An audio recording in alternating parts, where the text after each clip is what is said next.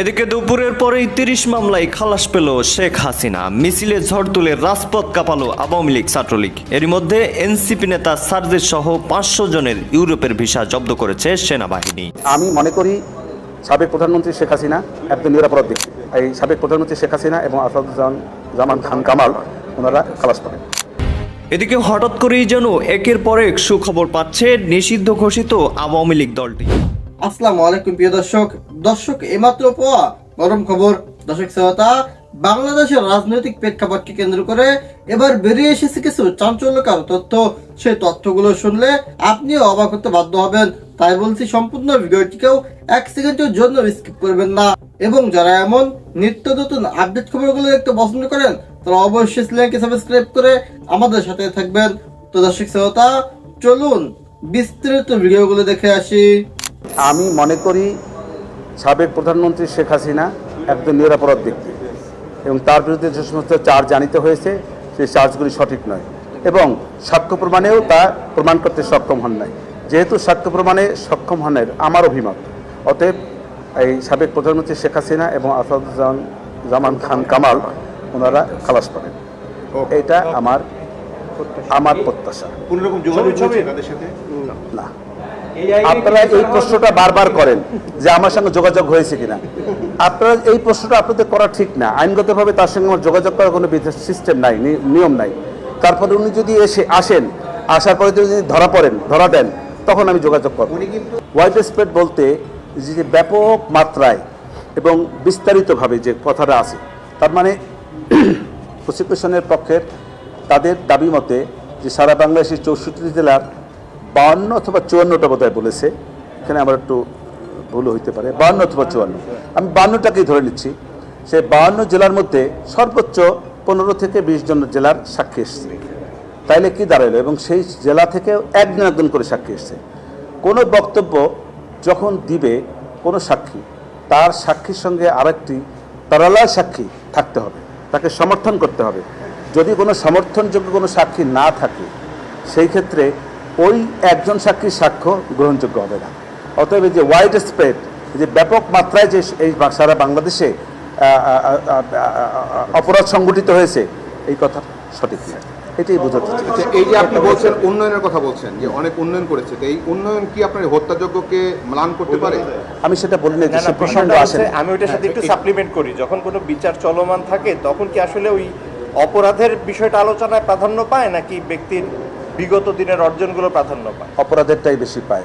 কিন্তু যেহেতু ফর্মাল চার্জে রাষ্ট্রপক্ষ তাদের যে এই যে প্রেক্ষাপট পটভূমি নিয়ে আসছে, সেই পটভূমি হিস্ট্রিটা নিয়ে আসছে, একটা জিনিসটা এখানে এরকম দাঁড়িয়েছে যে বঙ্গবন্ধু শেখ মুজিবুর রহমান থেকে শুরু করে তারা এই পর্যন্ত শেখ হাসিনার আমল পর্যন্ত এনেছেন এবং এই শেখ হাসিনার আমল পর্যন্ত সমস্ত বয়ান বঙ্গবন্ধুর এবং শেখ হাসিনার সমস্ত কুকীর্তির বয়ান তারা তুলে ধরেছে। আমার বক্তব্য হইল, আপনারা যদি ঠিক আছে মানলাম যে আমার বঙ্গবন্ধু এই যে আমার আসামিরা ধরেন তাদের কুকীর্তিকে যদি যুক্তির ক্ষেত্রে ধরেও নেই, তাহলে আপনি আমার সুকীর্তিগুলো তাদের উঠানো উচিত ছিল।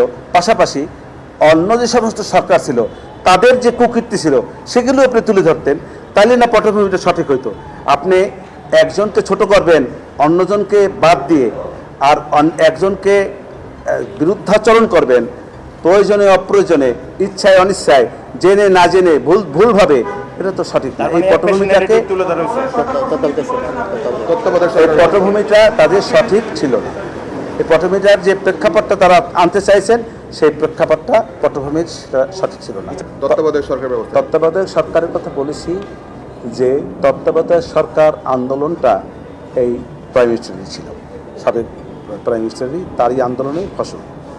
এবং সেই আন্দোলনের পরবর্তীতে প্রথম সরকার গঠন হয় বেগম খালেদা জিয়ার সরকার, তৎপরবর্তী সরকার গঠন হয় শেখ হাসিনার সরকার, তার পরবর্তী সরকার গঠন হয় বেগম খালেদা জিয়ার সরকার।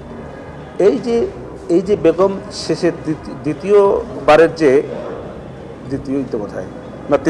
যে বেগম খালেদা জি যে সরকারের আমলে, সেই সময় একটি আইন করা হয়, বিচারপতিদের বয়স বাড়ানো হয়। কেন বাড়ানো হয়?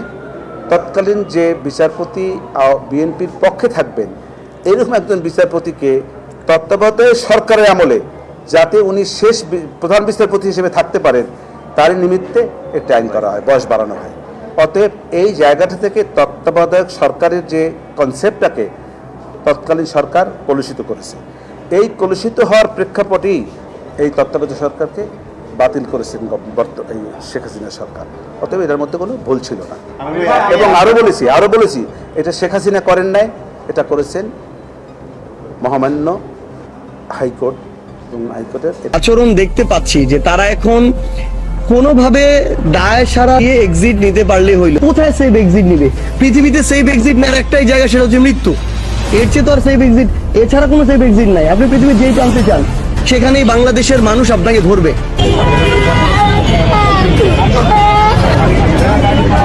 আমাদের ভুল হয়েছে একটা জিনিস, এখন তো শহীদ না হয়ে আমাদের চাল্লা আমার একটা নসিবে দেয় নাই, অপরাধ হয়ে গেছিল। আরে গেছে হাসিনাকে যে পালাইছে এটা আমাদের অপরাধ হয়েছে। সহ হাসনাত সহ 500 জনের পাসপোর্ট জব্দ করে রাখছে বাংলাদেশ সেনা প্রধান। আর এটার জন্যই বর্তমান সার্জিস আলম এরা বলতেছে যে বাংলাদেশের কোনো উপদেষ্টাদের সেফ এক্সিট নেওয়ার কোনো সুযোগ নেই মৃত্যু ছাড়া। কেন বর্তমান তারা এই কথা বলতেছে? আরে ভাই, শুধু এটাই না, 500 জন জুলাই যোদ্ধারা যারা নাকি শেখ হাসিনা সরকারের পতনের জন্য তারা মাস্টারমাইন্ড হয়েছিলেন, তাদের নির্দেশনে আপনার বাংলাদেশকে কিভাবে অস্থিতিশীল করা যায়। যাই হোক, ডিরেক্ট পয়েন্টে ঢুকি। 500 জন বর্তমান এনসিপি এবং জুলাই যোদ্ধারা তাদের নিজেদের প্রতীক ছেড়ে তারা আপনার ছাত্র দলে যোগ দিচ্ছেন। শুনো ভাইয়া সার্জিস, শুনো ভাইয়া হাসনাত, শুনো, তোমাদের উদ্দেশ্যে একটা কথা বলি, শোনো। বাপ না বাপই হয়, কেমন? ছেলে যতই বড় হোক, বাপের পরিচয় বাদ দিয়া তালয়ের পরিচয় লইয়া সমাজে কখনো বাস করতে পারবা না। বুঝতে পারছো? মানে 71কে তোমরা মুছে দিবা, হ্যাঁ?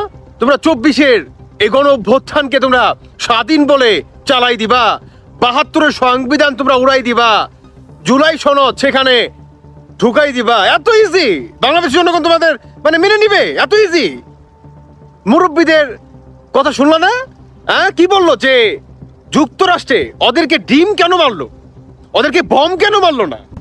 আর এখন আইসা তারা বলতেছে যে কোনো উপদেষ্টাদের সেফ এক্সিট নেওয়ার কোনো ধরনের কোনো সুযোগ নেই। ইউনুস সুইদ্যা, মানে ইউনুসকেও তারা যেতে দিবে না, মানে ইউনুসের পা ধরে রাখবে। যদি মরতে হয় এখানেই মরতে হবে, কারণ আওয়ামী লীগ আইলো বইলা, বুঝো নাই? 71-এর শক্তিদের কখনোই দাবায় রাখতে পারবা না, সার্জিস আলম পারবা না, বুঝো নাই?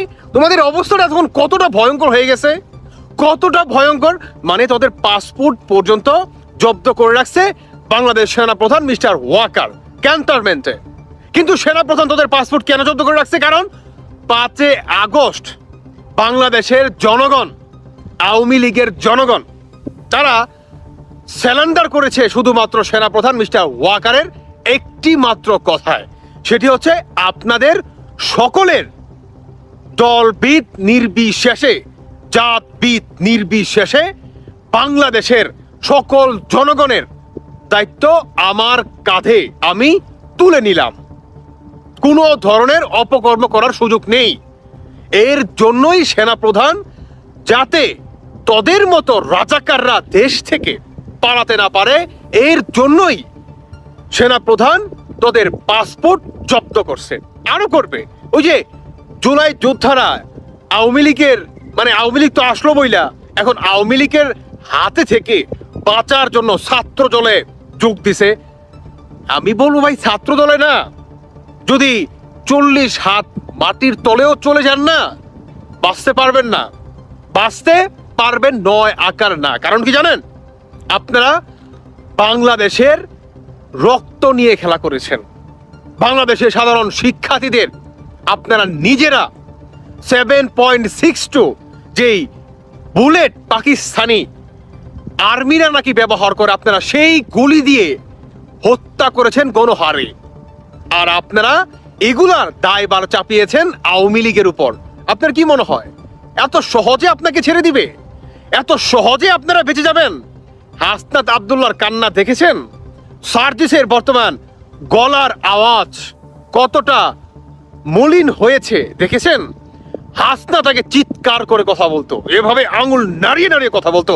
আমি বলতে চাই কালা পাটাক এখন এভাবে কেন কথা বলতেছে না? মানে এভাবে আঙুল নাড়িয়ে নাড়িয়ে কেন কথা বলতেছে না? হংকার দিয়ে কেন কথা বলতেছে না? শেষ 1 বছর গেতে না গেতেই শেষ। এখন বলতেছে যে আওয়ামী লীগ যদি চলে আসে আমাদের মৃত্যু ছাড়া আর কোনো গতি নেই। ডেফিনেটলি তোদের মৃত্যুই হবে অনিবার্য।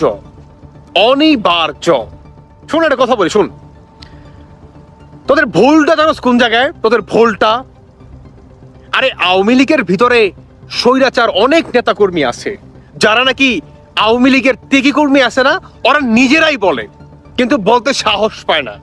তোরা যদি 5ই আগস্টের পরে সর্বদলীয় মানে সকল দল থেকে 2টা 4টা করে বাছাই করে একটা সরকার গঠন করতি, তাহলে আওয়ামী লীগের ভিতরে যারা নাকি দোষর ছিল, স্বৈরাচার ছিল, তাদের তোরা বিচার নিশ্চিত করতে পারতি, কিন্তু তোরা পারস তাই। আর যদিও সেটা করতি না, যারা নাকি আওয়ামী লীগের সমর্থক আছে, আওয়ামী লীগের ত্যাগী নেতা কর্মী আছে, তারাও তোদেরকে সহায়তা করতে, যে ভাই তোদেরকে গোপনে ফোন দিয়া বইলা দিত, বুঝছস, বইলা দিত যে অমুক জায়গায় আওয়ামী লীগের এই দোষর আছে, ভাই ধইরা নিয়ে আসেন, বিচার করেন।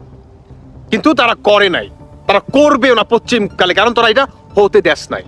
তোরা একতরফা আর বাংলাদেশের কোটি কোটি জনগণকে একদিকে চাপিয়ে দিয়ে তোরা নিজেদের স্বার্থ হাসিল করার জন্যই এই সরকার গঠন করছস, বুঝছস নাই?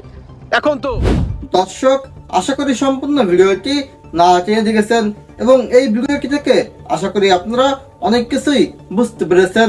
দর্শক শ্রোতা, এই ভিডিওটি থেকে আপনার যদি কোনো মতামত থেকে থাকে তাহলে আপনার মূল্যবান মতামতটি অবশ্যই কমেন্ট করে জানিয়ে দেবেন। আজকের ভিডিওটি পর্যন্তই, দেখা হবে পরবর্তী ভিডিওতে।